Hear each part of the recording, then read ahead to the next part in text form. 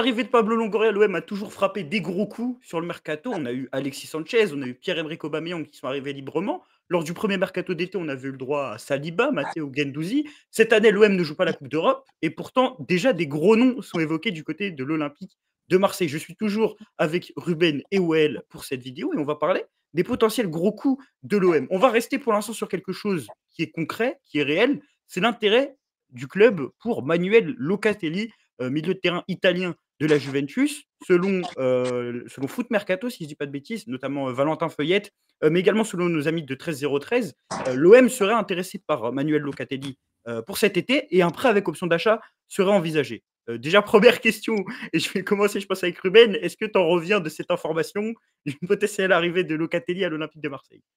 Alors déjà, s'il pouvait nous donner un petit peu de respiration ces dernières semaines, ce serait pas mal. Parce que là, ça s'enchaîne et moi, pour l'instant, j'ai du mal à me lancer dedans. Honnêtement, j'ai du mal à me lancer dedans. Genre, en plus, le double pivot avec Koné qui a déjà signé, qui est assez prometteur. Plus tu rajoutes Locatelli, un joueur qui connaît parfaitement le système, qui va un peu le drive, etc. Encore une fois, on joue que la Ligue 1. Ouais. On joue que la Ligue 1. Et tu proposes potentiellement un milieu comme ça. Faut se mouiller la nuque. Après, faut se mouiller la nuque. Après, encore une fois, faut voir si c'est possible, si ça peut se réaliser. On a vu s'il pouvait avoir envie de nous rejoindre, déjà rien que ça, je trouve ça dingue. Honnêtement, je trouve ça dingue qu'il puisse ne serait-ce qu'envisager l'offre. Et en plus, il a l'air intéressé. Donc, après avoir la formule, mais évidemment, sur le papier, ce serait dingue. Je sais qu'on dit ça chaque année. Les gens qui regardent les vidéos et qui disent, qui sont pas forcément supporters de l'OM, ils disent mais ils disent ça tout le temps. L'année dernière, ils ont dit pareil pour Kondogbia, recrutement du Ah, mais siècle, c'est pas etc. pareil, là. Mais là, je vous jure que là, sérieusement, je pense que c'est spécial. En fait, pour comparer avec Kondogbia, avant de demander ton avis, ouais, je pense que Kondogbia, déjà, au niveau référence, au plus haut niveau, il en a peut-être plus parce qu'il a joué des gros matchs de Champions League. Là où Locatelli, il est arrivé à la Juve, au moment où la Juve ne jouait plus les gros matchs de Champions League. Mais en termes de niveau sur les dernières années, pour moi, Locatelli, c'est au-dessus et c'est une plus belle cote. On parle d'un mec qui était. Il a gagné Champion l'Euro d'Europe. 2020. Champion d'Europe. Moi, déjà, je faisais partie des mecs en 2021 qui trouvaient que l'Italie était plus forte avec Locatelli qu'avec Verratti. J'ai peut-être Avec un avis de Verratti, merde. ouais, je me souviens de ce débat. Mais pour moi, l'Italie était meilleure avec Manuel Locatelli. Toi, ouais, je pense que tu connais bien Manuel Locatelli. Moi, j'adore, moi. Il n'y a pas de discussion. Ton avis C'est sur un la- Italien. Le type, il est grand, il est costaud. Il fait un 85 ou 86, il est costaud. Il est un peu lent, t'as l'impression Mais parfois. ça fait son charme, Mais je il trouve. est tellement intelligent sur le terrain. C'est un bon récupérateur. C'est un bon relayeur.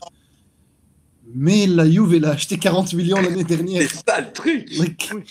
Pourquoi quand je me rigole, justement, ils l'ont acheté 40 millions. C'est ça que je voulais justement, dire ouais. depuis tout à l'heure. 2 ans de prêt et 40 millions. C'est énorme. Justement, moi, en fait, je peux expliquer pourquoi ce deal est plus ou moins réaliste. Pour moi, il y a deux choses.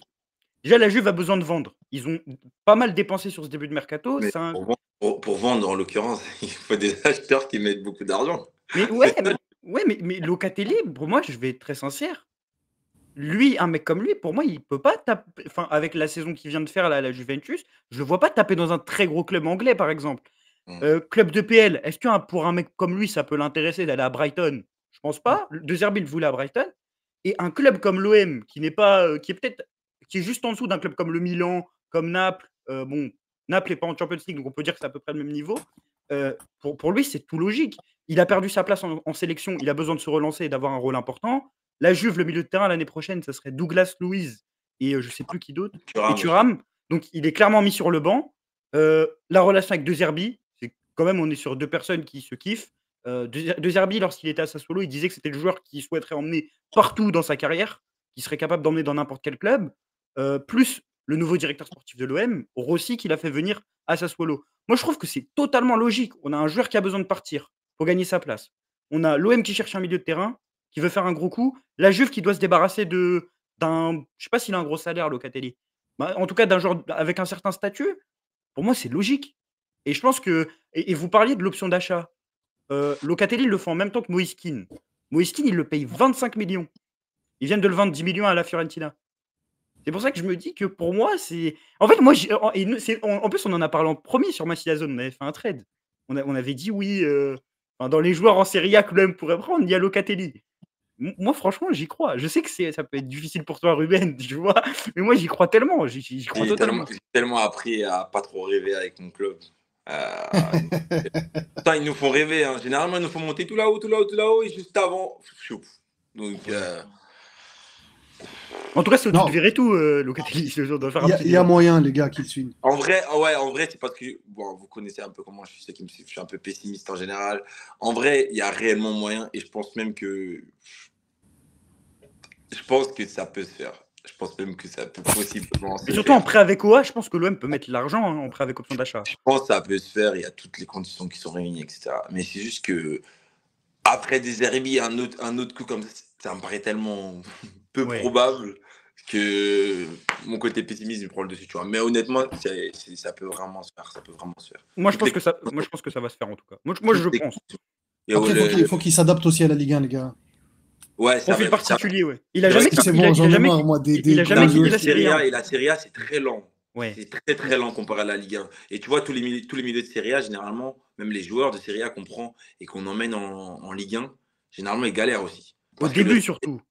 Ouais, le rythme est très différent. Même un mec comme Verretou qui connaissait la Ligue 1, au début, si tu t'en rappelles bien. Pour gérer les transitions, etc., en Ligue 1, Locatelli, on parle d'un milieu lent. Bon courage, hein. Ouais, c'est vrai. Courage aussi, hein, quand on aura tous les joueurs, ils auront un peu dézonné et qu'il va devoir se retrouver, par exemple, face à un Arnaud Nordin. C'est la Ligue 1, c'est la Ligue 1, tu vois, ça va vite. Ouais, c'est vrai. Mais moi, personnellement, je pense vraiment que ça va se faire. Et là, ça a l'air de plus en plus concret parce que quand on dit que l'OM est chaud sur lui, je pense en tout cas que le joueur va vouloir. Je pense vraiment que en fait, pour moi, le joueur veut. Après, ça dépend de l'OM. Il y a les bonnes relations OM Juve. Après, il y a des bonnes relations. Benatia et il cherche tous les points possibles. Ah oui, je cherche que les points positifs. Benatia est passé par la Juve, Longoria il connaît plus trop le mec qui est actuellement le chef. Rossi, non, c'est vrai, en vrai, il a besoin de jouer, il sait qu'il va jouer titulaire toute la saison. Mais surtout, l'OM avait arrangé la Juve sur plusieurs deals. Il y avait le Ake Tongia, où l'OM avait arrangé la Juve qui devait un peu. Mais c'est des choses qui comptent vraiment. Ouais, non, c'est vrai. Il y avait Milik. Il y avait Milik. Ouais, il y avait Milik, on leur aime bien. Franchement, ils peuvent nous la rendre. Hein. Franchement, les gars. Ils doivent nous rendre un truc, là. Franchement, les gars, vous pouvez, hein. En tout cas, on parlait de Milik. Pour parler d'un attaquant qui pourrait venir aussi à l'OM, là on parlait d'un ancien attaquant de l'OM, il n'est pas encore officiellement pisté. Il y a un intérêt de l'OM sur lui. C'est un mec qui a cassé la baraque sur la deuxième partie de saison de Ligue 1, qui a cassé la baraque à l'Euro. Malheureusement, il a été éliminé ces derniers jours avec la Géorgie. C'est Georges Mikotadze. Il est annoncé dans tous les clubs de Ligue 1. Metz a officiellement levé son option d'achat aujourd'hui pour 13 millions d'euros. Est-ce que Georges Mikotadze, toi, tête, oui ou non, la priorité de l'OM en attaque? En sachant que ça impose un autre débat. Est-ce que l'OM doit se séparer d'Aubameyang pour prendre Mikotadze? Ouais, on va y aller sur toi en premier. Non. Non? Il est trop chaud. Mais non. On va en payer 26 millions. Ah, je pense pas. Moi personnellement, je pense pas. Tu veux combien alors? 20? Je pense 20. Avec l'euro qu'il fait. Mais il n'y a pas encore beaucoup de clubs sur lui. Il y a West Ham en première ligue. Avec l'euro qu'il fait. C'est même plus du West Ham, Marseille, du Monaco. Là, c'est du Arsenal qui va venir. Tu penses? Mais bien sûr.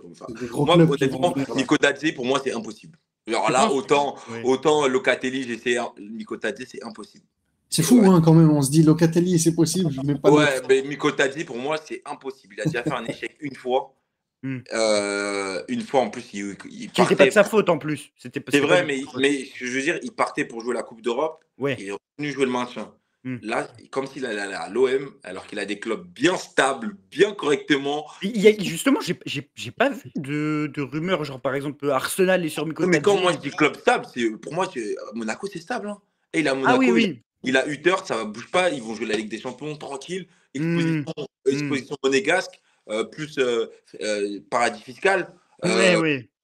Franchement, déjà, je vois même, je sais même pas comment Monaco, depuis, ils ont toujours pas bouclé. Ils ont un accord. Apparemment, ils auraient un accord avec lui. Pour moi, c'est d'une évidence. À la limite, même Lyon, après, c'est un Lyonnais, formé à l'OL aussi. Donc, c'est un peu plus facile. Après, il y a la casette qui est restée, donc un peu plus compliqué, tu vois. Mais pour moi, Hormis si tout le monde dort et je sais pas, Monaco, ils se débrouillent, ils vont prendre quelqu'un d'autre, ils se retrouvent un peu tout seul et on arrive en fin de mercato. En fin de mercato, on Et rafle la. excuse-moi, Ruben, mais je pense que j'ai un argument pour dire qu'il peut signer à l'OM. D'après La Voix du Nord, Lens est en pole position pour lui.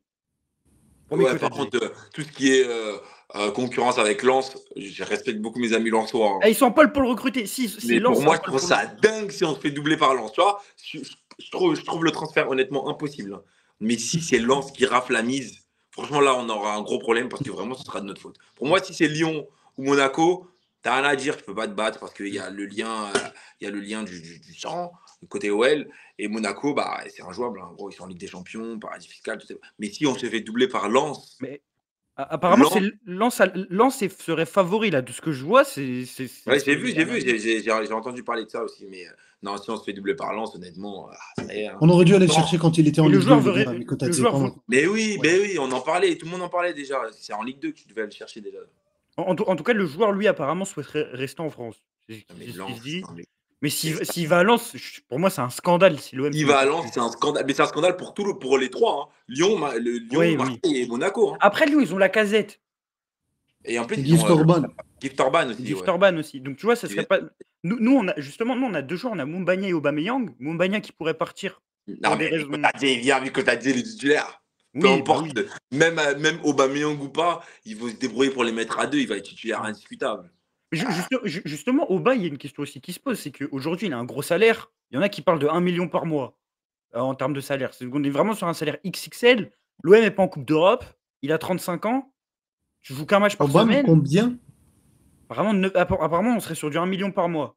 J'ai dit par semaine. Aussi, j'ai dit par semaine. Moi, j'ai entendu 750 000. La fourchette, apparemment, ce serait 700 1 million. Après, je pense qu'il y a la non-qualification en Coupe d'Europe qui fait que le salaire baisse. Mais c'est beaucoup. Moi, honnêtement, je vais laisser Wael parler. Dis-moi. Vas-y, après. C'est énorme, les gars, 1 million.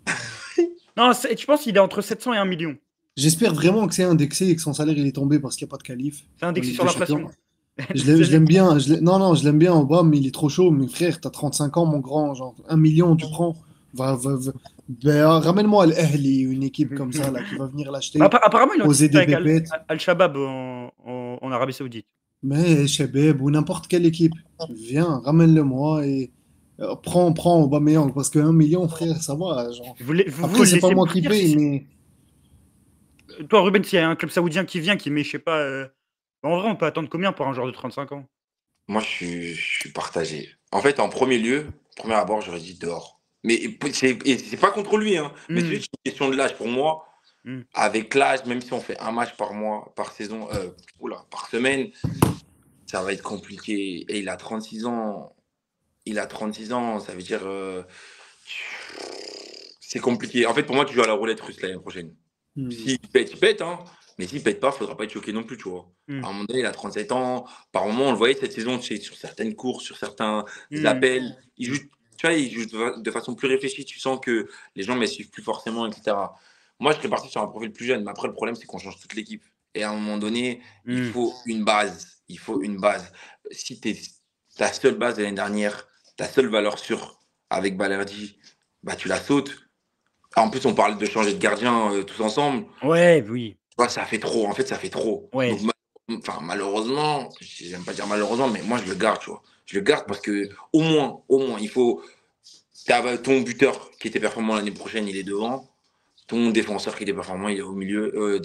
Défensivement, il est là, tu vois. Parce que là, tu n'as plus de gardien. Même le gardien, les gars. Le gardien, il faudra qu'il. Après, au Ruben, au bas, sous De Zerbi, moi, je le vois pas neuf. Moi non plus, je le vois. En fait, ouais, mais après, je le vois, tu sais, un peu, les attaquants. Ouais. Surtout sous De Zerbi, tu sais que tu connais. Oui. C'est pas des vrais ailiers, en fait. Oui, c'est des mecs qui attaquent l'espace, surtout. Ouais, en fait, c'est comme si tu avais deux attaquants sur les côtés. Oui, c'est ça. Ouais. En fait, ton joueur d'axe, c'est un semblant numéro 10, tu vois. Ouais, c'est un faux neuf. Ton numéro 10 décroche pour que tes 9, en fait, ils plongent derrière, tu vois. Donc, mais du coup, techniquement, tu vas devoir être obligatoirement dans la position de tu dois acheter un attaquant. Oui, dans tous les cas, toi, tu prends un autre, ou soit ton autre de l'autre côté, tu prends un profil un peu comme Greenwood, etc., tu vois, qui va t'attaquer la profondeur.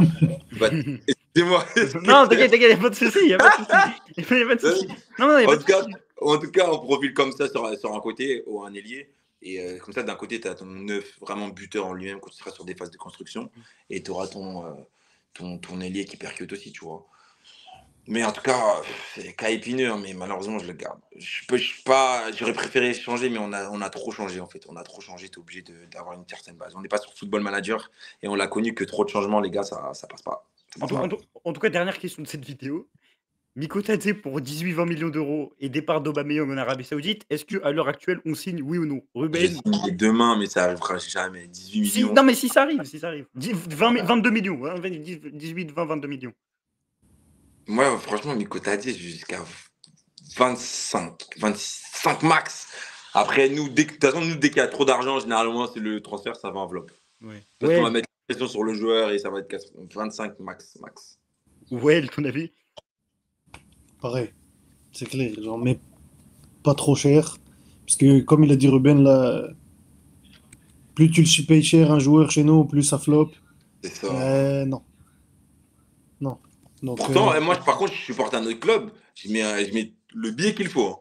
Genre, je suis l'OL, tu me dis 30 millions, je les pose, hein, mais c'est juste que nous, on sait pas faire. Mais ils veulent mettre 60 millions sur Mint. Nous, on sait pas gérer ça. non, il a signé, Minté, ça y est. Ouais, mais ils avaient envoyé une grosse offre sur Minté, je crois. Ouais, mais c'est des mythos, c'est des débiles, frère. Nous, On va encore l'envoyer à Flamengo, là, ou je sais pas où, c'est bon. Ah, nous, on sait pas gérer ça, franchement, 25 millions max. Après, il y aura trop de pression. Même nous, on va avoir des attentes démesurées et tout, laisse tomber. En tout cas, c'est la fin de cette vidéo. Merci Well et Ruben encore une fois. On a parlé du coup de Georges Mikotadze et de notre ami Manuel Locatelli. N'hésitez pas à vous abonner à notre chaîne YouTube pour ne pas manquer les prochaines vidéos et à vous abonner également sur Spotify si vous nous écoutez en audio. Et on se retrouve très rapidement pour une prochaine vidéo.